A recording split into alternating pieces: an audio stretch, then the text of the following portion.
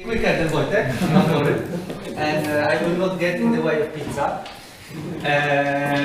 So first, thank you for coming. I would like to thank the organizers for inviting me here, because I think Kaggle and Kaggle Days, they build a fantastic community of people.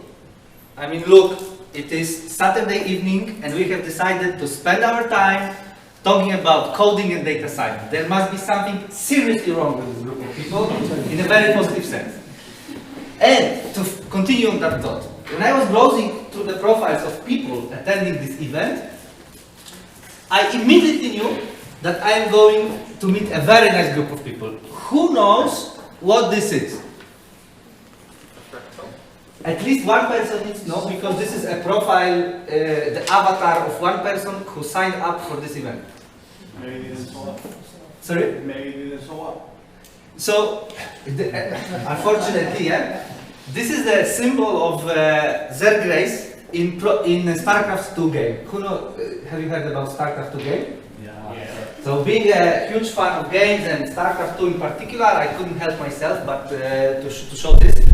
Serhi, are you here? No. So he saw the presenters and he resigned. But yeah, so I wanted to show him, because I wanted to thank him for keeping the gaming spirit alive in data science community. But anyway, yeah. So couple of words about myself. I could say, addicted Kaggle. I Kaggle every day. I try maybe every week at least. And thanks to Kaggle, I met a fantastic group of people. I now work with them in DeepSense AI, where we do many projects. We do projects, for example, right now we are doing projects in online advertising. We are doing 500,000 predictions every second, and we need to deliver them in less than 100 milliseconds. So a very high volume, low latency system. We also do a lot of projects in e-commerce, we do projects in financial industry. And today, actually, I would like to share with you the experience. How can you relate the Kaggle experience to a real-life data science experience? Because, as you rightly mentioned, these are two completely different worlds. And I'm going to use one particular angle to illustrate the difference. So, first of all, let's discuss a little bit about the setup. So, in real life, when you are a data scientist, typically you have some historical data set, and you are trying to predict the future, right? This is typically the setup. In Kaggle, well, you also have the train set, and then because the organizers don't want to wait for the results, they give you a test set, which is supposed to kind of emulate the future, right? But I put the smiley face here on purpose, because, you know, whenever you make any decision based on this test set, it is becoming a train set in a very subtle way. But one way that it could impact your decision is basically whether your submission scores high or low. I mean, how many people here have taken part in Kaggle competitions? Okay, so many. So you know what I mean. You submit your submission, you know the score. And this is a fundamental difference. What is more, in Kaggle setup, and this is very much different compared to real life, you have the ability to see the future. You have the ability, and what is most important, to see the feature distributions in the future. And this is a very important characteristic that you don't have in real life. You don't know what will be the features that you engineer, how they will behave in the future. And how important this is, I will show you today a couple of practical examples how it can backfire on your modeling. What is more, you don't only see the future, you can actually ask the future for feedback. So, dear future, what is the score of this submission? And the future will give you an answer. And this is also very different compared to real life. In real life, of course, you don't have this. And these are the two particular differences between Kaggle and real life. that tremendously impact the way you approach data science projects in these both worlds. Also, a very important phenomenon that will give us a foundation to further talk is the non-stationarity. Are you familiar with the concept of stationary and non-stationary data series? So, stationary data series, well, the mean and the variance are constant over time, and in the strong definition of stationarity, the distribution of the variable is the same regardless of the moment in time. However, in the non-stationary data series, the mean and variance are changing over time. So it also means that it could also mean that the distribution of the feature can change depending on the moment of time. And actually, I think this phenomenon does not get nearly enough attention as it deserves. Because what is the typical what are people worried or what are people concerned about when thinking about data science projects? They think, should I use traditional machine learning? Should I use deep learning? What features should I engineer? How to make a cross-validation? How to do hyperparameter optimization? These are typically the things that people think about when thinking about modeling. I think hyperparameter optimization compared to this has zero importance. Because in real life, if you even take the default parameters from light GBM model, for example, you will be fine in almost majority or even all the projects that you can think of. However, if this happens, and this happens all the time in real life, you will not be fine. So you need to, and I will give you today a couple of examples why this is so important. Because I think this concept in Kaggle is not so much appreciated because of this. If the non-stationarity happens, you can see this in the feature distribution of the test set, and you immediately community kind of detects it, and there is no problem. But in real life, you don't know if it happens. And we'll use one particular angle to explore the consequences of this phenomenon and the real life setup, in particular the model choice. So how occurrence of this phenomenon impacts the choice of the model. Because in real life, especially in social economic domain, this happens every time. And this happens also every time on the projects that we are doing, for example, in Deep Sense. So we have come to appreciate the importance of this thing. But I will give you a very practical example of what it means. So, and I told you we'll discuss the model choice. Two models, gradient boosted machines and logistic regression. Are you more or less familiar? I mean, who has ever used a gradient boosted machine in any project? Okay, so quite many of you. I'm assuming logistic regression, if you use gradient booster, you also know logistic regression. Now, those of you who have experience in both of these frameworks, which one would you choose going for Kaggle competition as a default? Logistic regression. Wojtek, that's why you don't score highly on the competition. It's not a black data. No, just kidding. Wojtek is one of the best guys in Kaggle. Thanks. No, so of course this is not a trick question. Like everyone goes for gradient boosted machines because, and I mean, if you read the write-ups of the first places of any tabular data science competition on Kaggle, light GPM or extreme gradient booster or any gradient boosted model is typically the winning model. Like I do not recall any model in, I think, last 2 or 3 years in tabular data that would not use these models. So they are kind of state of the art. They are the best in Kaggle. They're like everyone is, even I would say, blindly going for those models. And no wonder, they are very powerful. They consist of this kind of trees. And the idea is that you build first tree, then this tree gives you some kind of error, and then you boost this first model, but by building consecutive model. And consecutive models, they try to predict the error of the stacked previous models. And this is indeed a very powerful tool to model. Now, shy, old friend, logistic regression, what they just do, they just take parameters, they assume the parameters are independent, and they try to estimate the value of the parameters. So typically on Kaggle, everyone goes for gradient boosted models because they are indeed very powerful.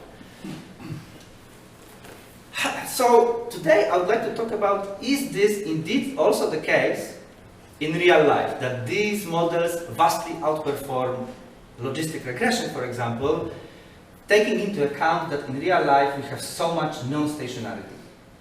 And how we are going to discuss this problem is first talk through theoretical example, then I will give you some real life examples from our projects, and then we'll do the wrap-up. So, let's discuss the theoretical example. Christmas is coming. Everyone wants to watch Home Alone on a bigger screen. So probably a lot of people in Poland are going to buy a new TV set. And at least some of those people will want to take a credit for this new TV set. So let's imagine we are working at the bank, let's say consumer loan bank, and we are an analyst responsible to build a model to predict who will be able to repay this loan. Okay? So this is classification model. 0 is people who will repay their loan, 1 is people who will not repay their loan. What are the features that are coming to your mind that could be useful in this model? Just give me several examples. Number of defaults in the history of a client. Number of defaults in the history of the client. That's a very good feature. So meaning that if someone in his history had already taken a loan, I don't know, for a fridge or whatever, and had trouble repaying this, he will also have trouble. Yes, I would say that would be very strong feature. What are other features? Sorry? Gender. Recently there is a lot of talk about bias in machine learning, and what you are saying is definitely true, because especially in developing economies, it's clear that females have a lot lower default rates than males. For example, in some developing countries, banks would not give a loan to a man, only to a woman.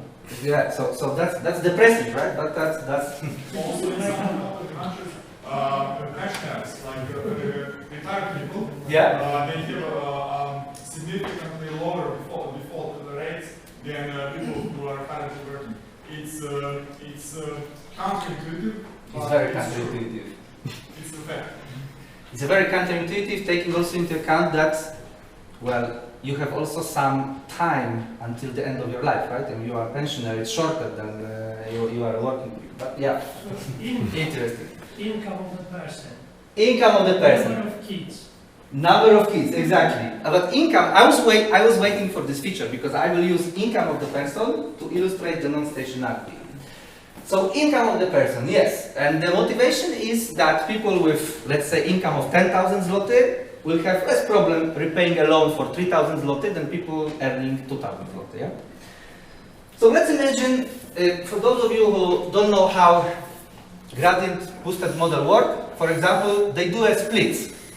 So they try to divide population into smaller and smaller groups such that they maximize the difference in the target variable between the groups. So let's imagine that the first tree, the light GBM is building, uses this income variable in the first split, salary, and let's say the split value is 3.5 thousand zloty. Yeah? Why 3.5? This was the median salary in Poland in 2016. So in 2016, half of the Polish population had salary lower than this, and half of the Polish population had salary higher than this.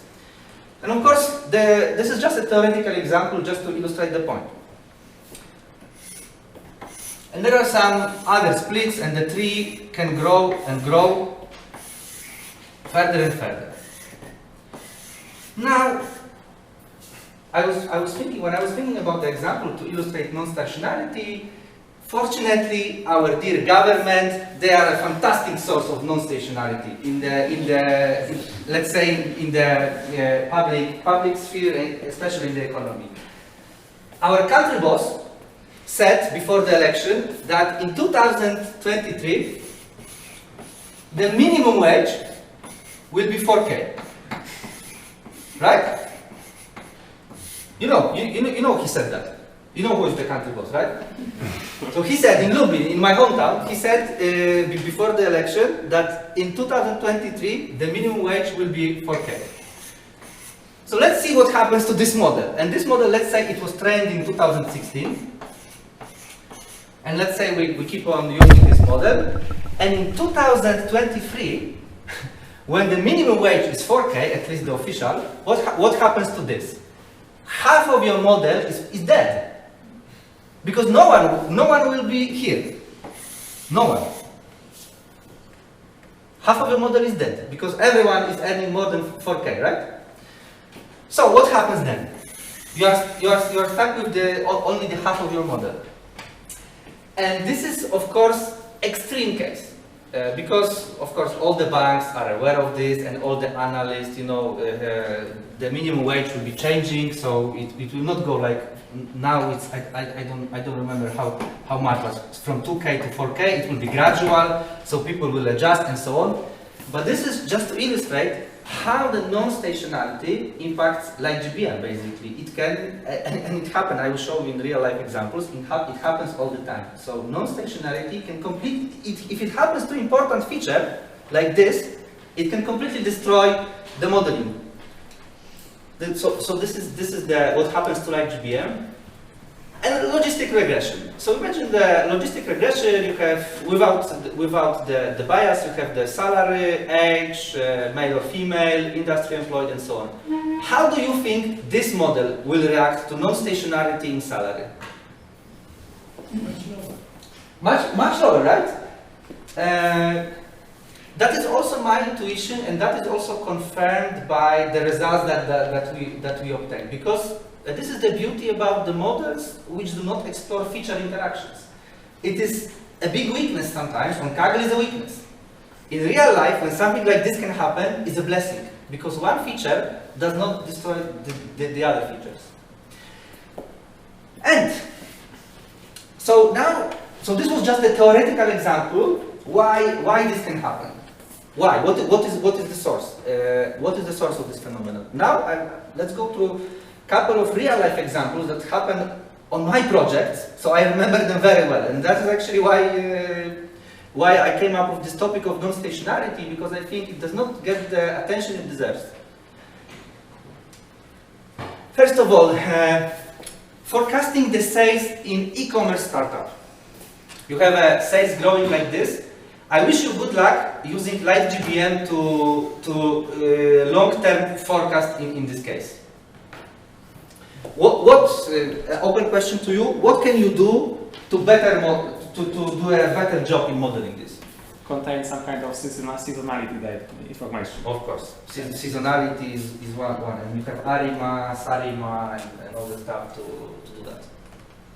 If you still would like to use, for some reason, you are a fan of LightGBM and you would like to use LightGBM, what could you do in such case? Do some feature aggregates based on different months, on different periods of time, if you have enough data to be able to cover a few years of the history. That's one possibility. There are also methods to stationarize your data. So for example, what you want to predict is not the absolute sales, but you want to predict deviation from the kind of sales based on trend. So you are predicting kind of the growing sales based on some very simple model, and then you are trying to predict deviation from this model. This was like just to warm up. This was my favorite. I think this year, on April, we discovered this. So imagine you are doing demand forecasting for e-commerce store, and you are doing this store sells products, apparel products, with a product lifetime on average 6 weeks. 6 weeks. This is called fast fashion, like fast food, right? So 6 weeks, and the product is gone, and the next product. This is like the business model of many apparel providers. So when you have the product of 6 weeks, and you need to, this is the demand forecasting model we are talking about. You need to forecast the demand for the 6 weeks before first sale occurs. So actually, you don't have any sales data, and you need to forecast the demand for this product. Challenging stuff. Fortunately, what they do have on their website is when the product is coming and is not yet in sales, but you can already click allow me when it's available. So sorry, inform me when it's available. So this is basically a mailing list. You can give your email, and when the product becomes available, they will send you an email. This is the most important feature in predicting sales of the product in the absence of sales data. First of all, this like 10 or 20% of this converts to sales on a steady basis, and also kind of relation of these clicks to the overall product views. They give you a very good information if the product is hot or not. So basically, this feature, allow me when it's ready, is like the most important feature for sales prediction if you don't have any historical sales data, meaning that you're forecasting sales before the first sale of the product. Right? Is that clear? So what they did was small design change in what could go wrong, right? It's a small, very small design change in the website, such as this is the website which was functioning for the period where we got train data. We were training the model on this kind of state of the world. And then when we came to actually predict, so the inference, they did a very small change in the design. So what they did was, they hid this button, and first what you need to do, if the product is missing, you need to click choose your size, so wybierz rozmiar, and only after you click choose your size, you have some table, and you have powiadom mi o dostępności here. Sorry. You have, so basically this very large button was moved to a second step of some list, and it was made much smaller. What happened? Again, it's all about this. I know it's a trivial example, but I will give you more serious one in a minute. But it was our project. We are doing demand forecasting, and suddenly we observed very kind of disastrous results of the model. What happened? The most important feature, which was, let's say, this powiadom mi o dostępności, had the following distribution. Let's say, on average, it was clicked, let's say, I don't remember exactly, but average product got between, let's say, 15 to 20 clicks, and like the top product had, let's say, 50. After this change, I think it was the top product getting 15 to 20, and on average it was like, I think, 3. So what happened? Products, our model was seeing constantly products, let's say, with the mean of 3 clicks and the maximum of, let's say, 15 clicks. So our model, what was the outcome of this change? Was it over-predicting or under-predicting? Underestimating. Sorry? Overestimating. Under. It was, this is the train data,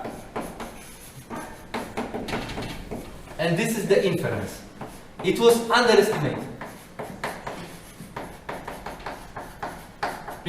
Because previously, the average product had, let's say, 15 to 20, and now the average product had 3. And it kept on seeing during inference stage products with 3 clicks. So 3 clicks in train data was like absolutely the worst product you can think of.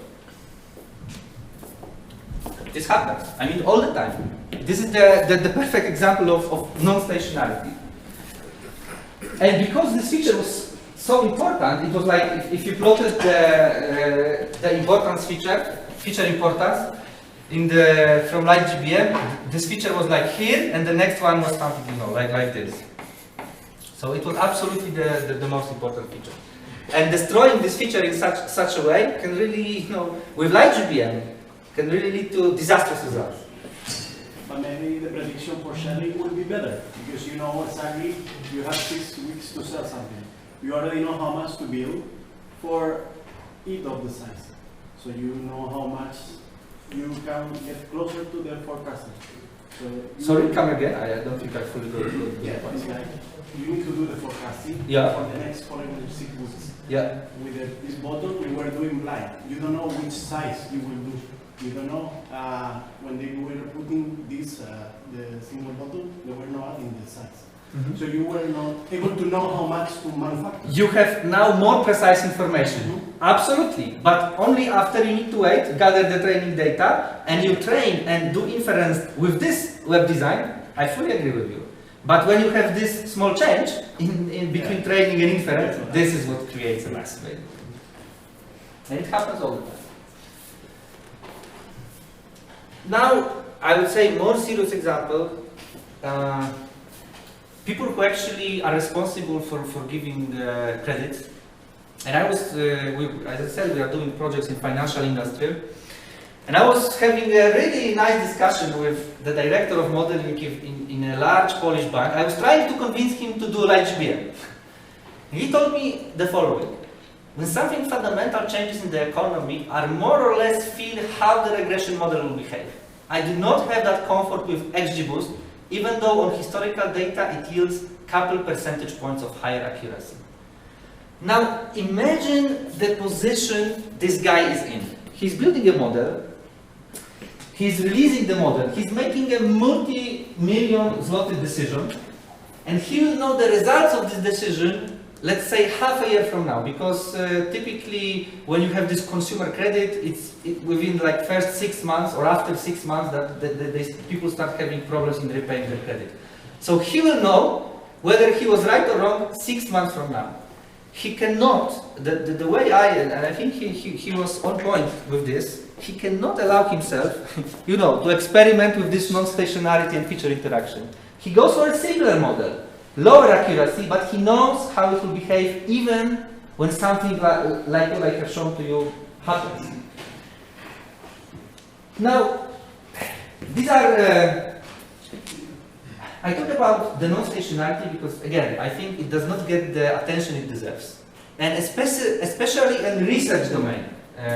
People focus about hyperparameter architectures. I think non-stationarity is the key. So I will show you what happens if you go to Google and type in light GBM non-stationarity. Okay. We know what the faculty in AGK is interested. No?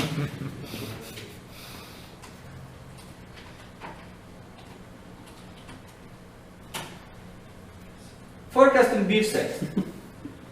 Actually, I did the same. I thought that was personalized search recommendation, but so, I don't know. This personalized search can sometimes kill you, No, but this is, so you see, there is some article about the forecasting beer sales, and probably someone uses the word light GBM and non-stationarity.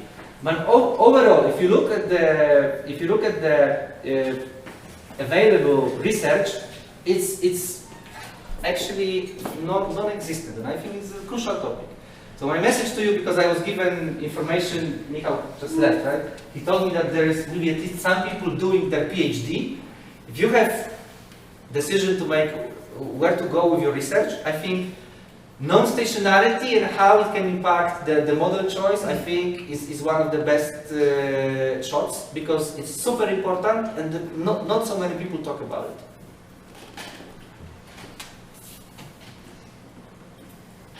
Because I'm giving you examples, only a few of them, because each example is one project, so I can generate only, let's say, one example every 3 months. But actually on every project I did, this non-stationarity stuff heavy. This is also what I got the same, basically. So there's not so much personalization after all. So, still we are using light GBM on our projects. And when you can do that? First of all, you have quick and low cost feedback. On this marketing, why we are using LightGBM, for example, on this marketing project, when we are delivering 500,000 recommendations every second. Because if we deploy the model overnight, tomorrow we know if it works or not. This guy from a big bank in Poland, he knows half a year from now if he just made a lot of money or if he lost a lot of money. So that's a setup where you don't want to use LightGBM. When you have quick and low cost feedback, you can still use LightGBM. Ensembling. And I will say, I think something very controversial, because typically you say people in Kaggle do a lot of ensembling and you don't do it in real life. Actually, in real life, ensembling is much more important than on Kaggle.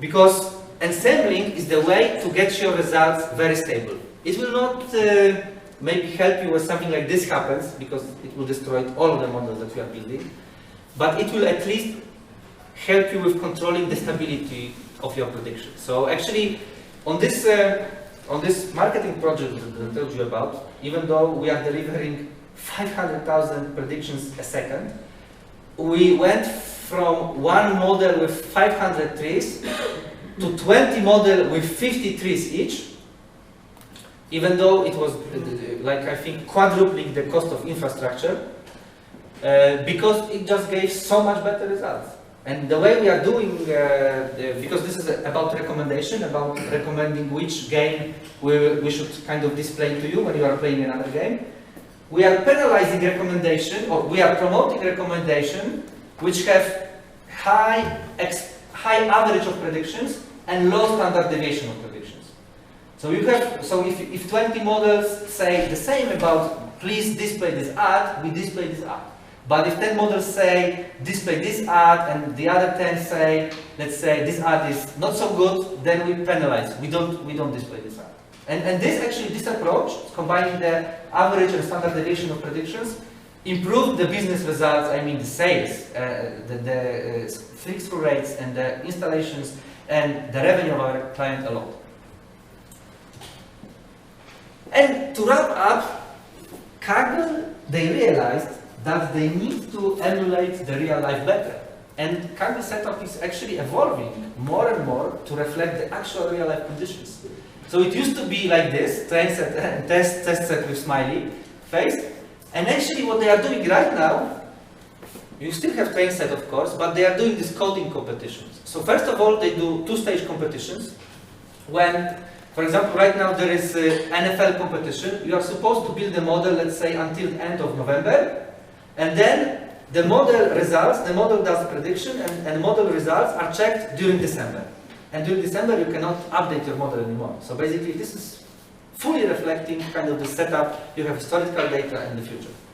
Or, if the organizers don't want so long to see the results, they are doing synchronous code competitions. So what you are doing, you see the train set, and you see only a small, non-meaningful sample of the test set, but you don't see entire test set. And what you do, you submit your results, and then the Kaggle platform calculates in the background for the entire test set, but you do not see the entire test set.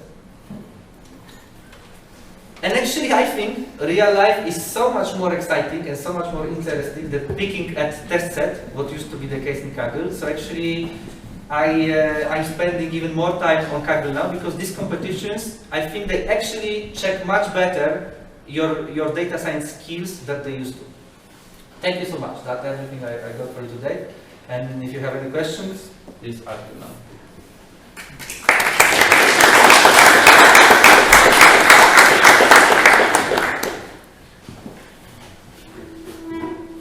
No question? No. Okay, so I don't go first. Go on. Okay, so I see train set, I see test set, but what about cross-validation? Do you consider it? No, cross-validation to me is this. So part of the train set, basically. You do cross-validation with train set. I understand, thank you. And actually, that's a very good question, because if someone asked me, let's say 1 year ago, which model is better, linear regression or XGBoost, I would be like typical textbook answer. I don't know, I need to do cross-validation and check. But director of credit risk modeling in large bank in Poland, cross-validation does not help him because cross-validation is on historical data. And even on historical data, like GBM is better, it does not mean that when this happens, cross-validation is the best. So actually, there is more than cross-validation in data science, and I have come to appreciate it only after all these disasters happened to me. Do you genuinely consider that the two options are linear regression and XGBoost? Is that your world? No, I just use them because they create a very bipolar world, which is very nice for a discussion. That's what I'm checking. Yeah. No, absolutely. There are many more kind of alternatives. Deep learning is making good progress with non-tabular data. Tabular data. There are other choices. Some people still like to do random forest because they claim it's less prone to overfit. And it has actually quite, because in random forest what you can do and what you cannot do in light GBM is, for example, forecast entire distribution of predictions, not only the average, and then you can do direct standard deviation of predictions and average, and you can try to see how confident the model is about the prediction. In light GBM you cannot do it because the trees are dependent on each other. In random forest are independent. So actually random forest is a good choice. There are many. No, I just take these two just to kind of create different, two edge cases, and then of course there is a lot of work in between. Go on.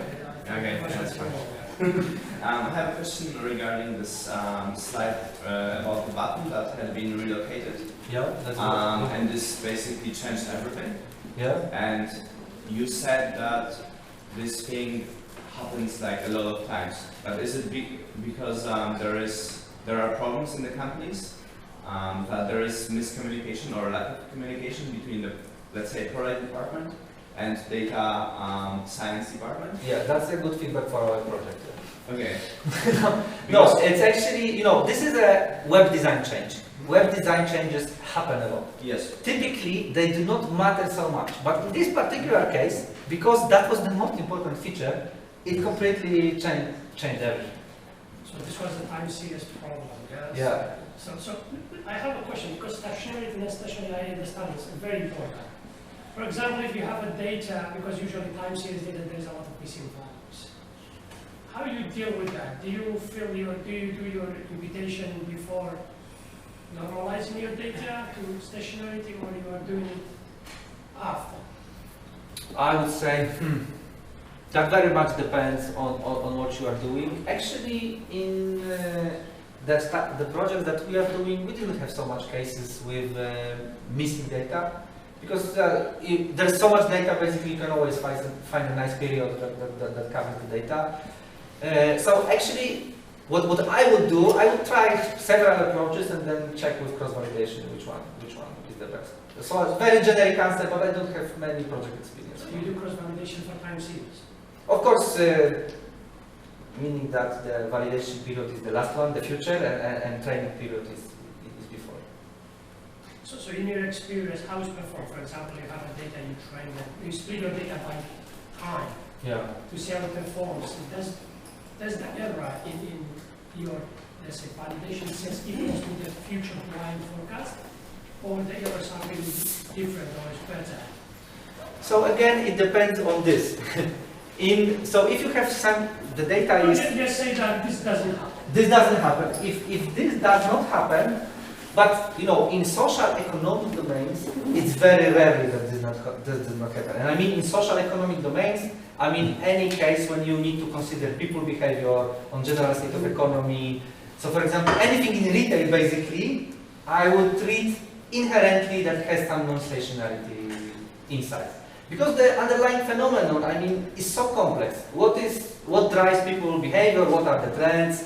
What are the holidays? Is the winter cold or hot this year? This kind of stuff. There's so much non-stationality that changes year from year that I would assume for every retail case that there is a significant dose of non-stationality. And in this case, actually, I cannot responsibly answer to your question whether the results will be worse or better than on the train or cross-validation, because it entirely depends what was happening in this validation period. So also another question regarding regarding this product, because you have thousands, tens of thousands of product SKUs in your case, are you training a single model for each product?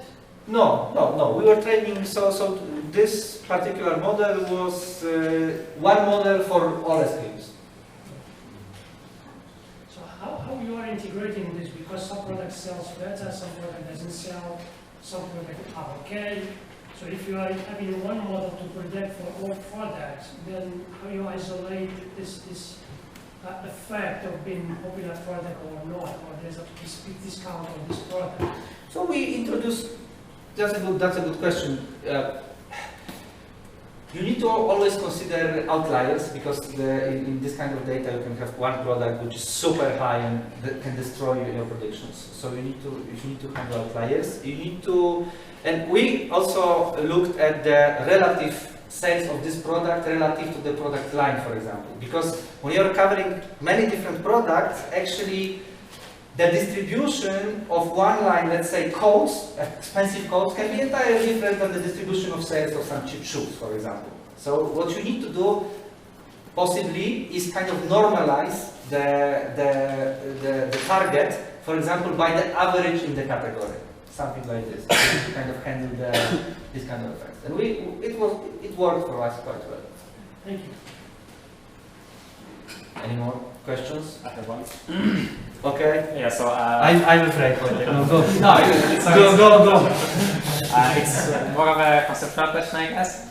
So, how do you think a model would behave if you would have taken some deep learning models, like an open cover or some, or something like a categorical embedding? So you would be able to create some better embedding of the features, and then you would use a logistic regression on top of that.